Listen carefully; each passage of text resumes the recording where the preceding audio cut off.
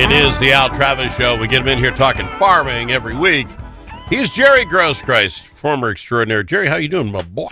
Well, I'm sorry to report I'm getting sick again. Sick? Oh no! I bet just because of the weather. You're feeling spring fever. There you go. Fever.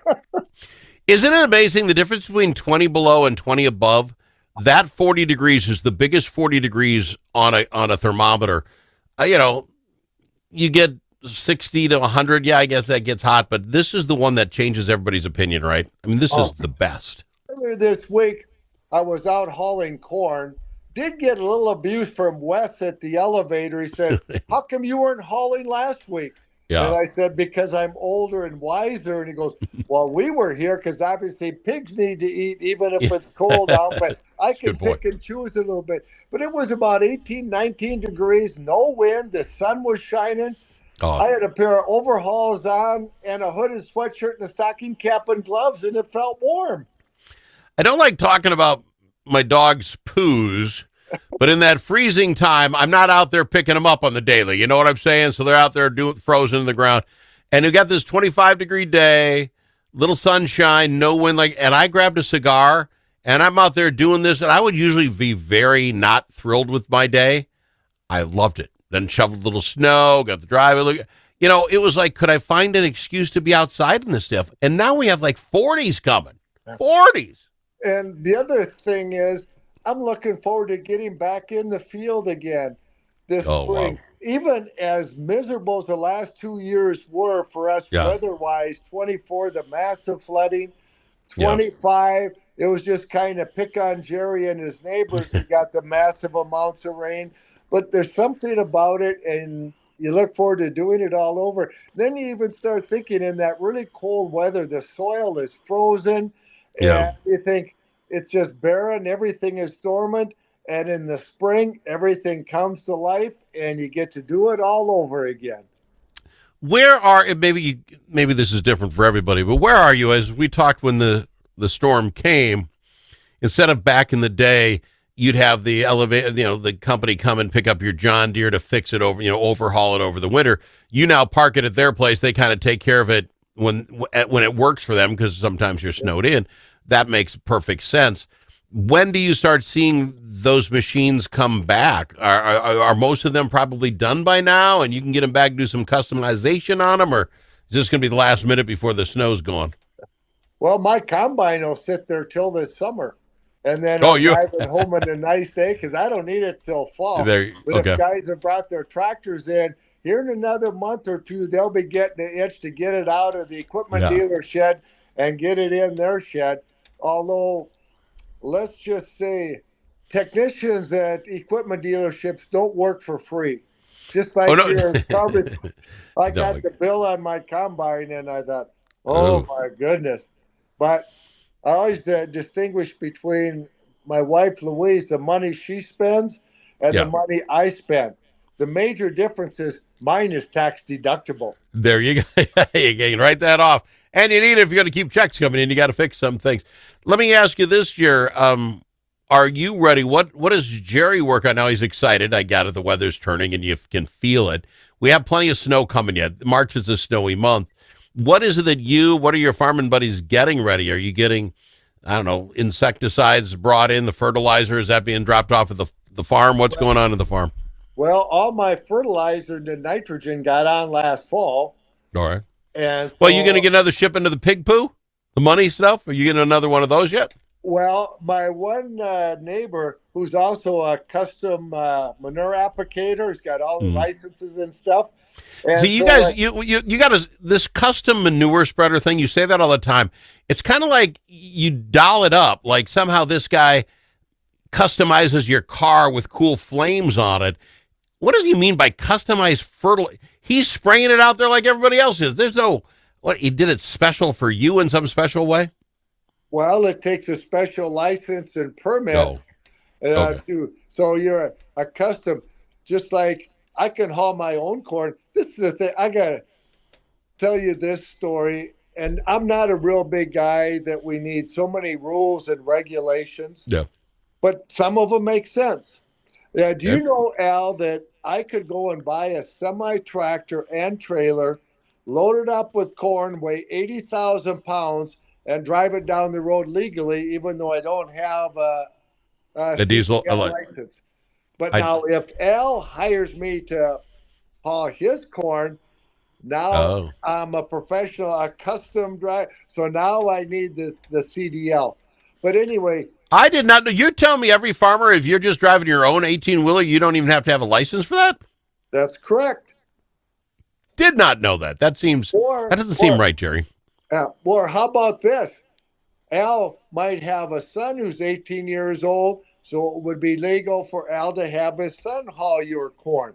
There you go. To me, like I said, I'm not the big rules and regulations, but that doesn't seem to make a lot of sense. And I would think you should have to have it, and you have to stay within a certain number of miles of home.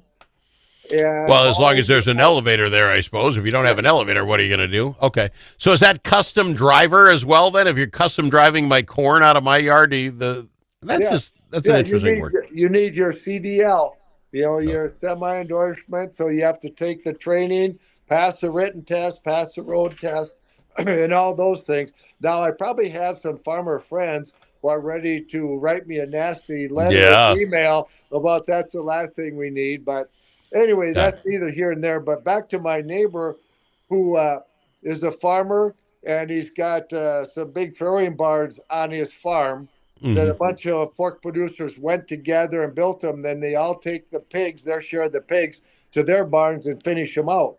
Sure. And he has this custom manure application business, and he's got some semi-drivers that he hauls when he's got a job, and then he'll go and pump hundreds of thousands of gallons of manure out, haul it down the road, and apply it to the farm. So anyway, from last summer when he did it and I finally got the bill for it and I made a note on the statement, I said, FYI, the east side of that 80 just down the road from you is going to be peas this year. Oh, there you go.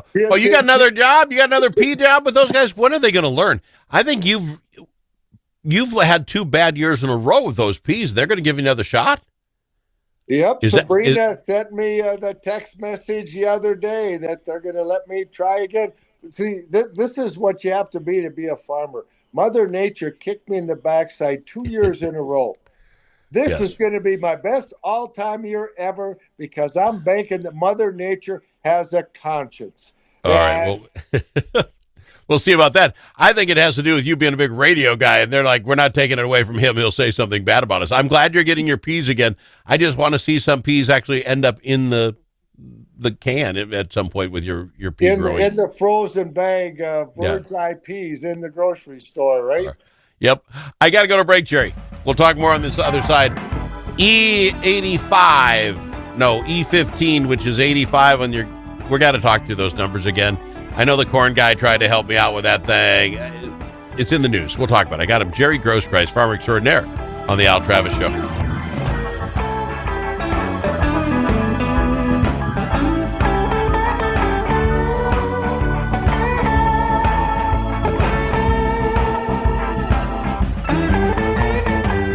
All right, we've got him, Jerry Groskreutz, farmer extraordinaire. Jerry, this makes the news today out of Twin Cities Business. Trump is advocating for year-round E15, which you are always talking about. He was down in Iowa, and he was talking about E15. Nationwide E15 fuel availability. You say there's enough corn to do that? Could we put E85 everywhere across the globe year-round? We could put E15 nationwide. Now, you're confusing. All right, let's go back and start from the beginning. Al, you'd almost fit in the category that Louise talks about me. I'm slow but trainable. Well, yes, no, I get no. E15 is 85% ethanol, and E15 is the octane level. All right, when you go to the pump, there you can put in E87, which is a normal 10% ethanol, 90%. Okay. Regular gasoline, right? Yep. Well, a lot of pumps are then E15, which is an octane of 88. So a lot of pumps you go to now in Minnesota, you'll see E87, E88. That's the octane. So the E88, we're able to burn it year round because Minnesota and a number of other states have gotten a waiver. Every year they need to get the waiver. But if we could go to 15% ethanol nationwide, about 1.2 billion bushels of corn would disappear, and the USDA is projecting of about 2.3, 2.4 billion bushel carryover. Well, think what that would do to corn prices. Oh, yeah. On top of that, my livestock producing friends maybe don't want the price of corn to go up a whole lot. However, when you take this year, we'll take a little over 5 billion bushels of corn. It goes into the ethanol plant. It doesn't disappear. We get just over 3 gallons of ethanol for every bushel of corn. Then it comes back out the other side of the ethanol plant as dried distillers grains, which is livestock feed. So it wouldn't hurt the livestock producers. It would certainly help corn farmers, would help local economies. And last time I checked, Al, you like to breathe too, don't you? You kind of like. I'm a big fan of breathing. Big fan. The air would be cleaner. Besides, it's such a no-brainer, and we have the plant capacity, we have the corn, but even like the continuing resolution. Remember back last fall when the government was shut down for a couple months? I remember. It was in the continuing resolution, nationwide E15. And at the last minute, in the middle of the night, it got taken out. Okay. Let me ask you this. So I get it. You sell more corn prices go up.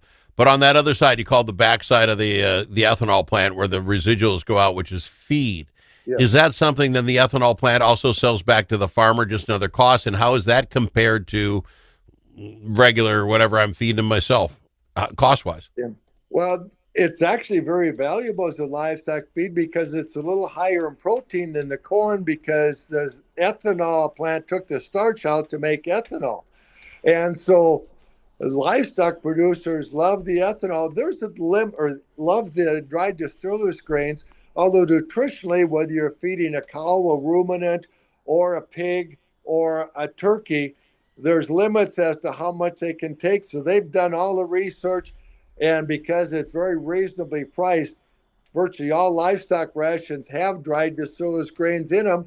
And it's so like where I'm hauling the corn, this big feed mill, a few semi-loads every week, they haul in of soybean meal and also haul in dried distillers grains to mix into the livestock rations. So plus we export a lot of dried distillers grains. So it's kind of a win for everybody, except maybe it wouldn't be good for your 401k if you have a bunch of oil company stocks.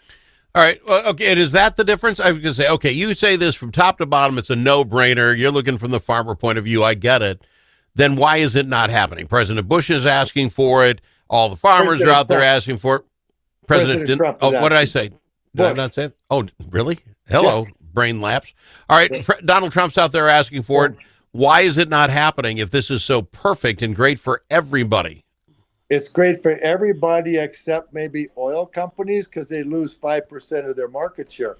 I don't have any research or data, but common sense would dictate maybe they wouldn't be real in favor of that because they like to blend about 9% to 10% ethanol because the ethanol gives their inferior product, gas from crude oil. The ethanol gives it the octane level, the oxygenate, so makes it burn so much cleaner. And it's maxed out on their benefit at 9 to 10%. Remember going way back like 20 years ago? Remember MTBE, the oxygenate that they found polluted groundwater in California? Yes. Yep. So they found out that ethanol does the same thing as their MTBE, far cheaper and no environmental concerns like MTBE, but the maximum benefit they get from ethanol is about 9 or 10%. So I suspect they aren't in real big favor of blending up to 15%. But that's just what I know about. That's an old farmer talking, from the farmer's point of view. I appreciate it, Jerry. I appreciate you being on. We're running out of time. We only had one topic today. Thank you for coming to the program, my boy. We'll look forward to next week, and maybe I'll hopefully still be a little sick with spring fever because that means the weather's nice. Oh, it's going to be gorgeous. I just don't know how much of the snow we'll get rid of. Let's hope all of it. Appreciate you, Jerry. Talk to you next week. Jerry Groskreutz, our farmer extraordinaire, on the Al Travis Show. More coming up right after this.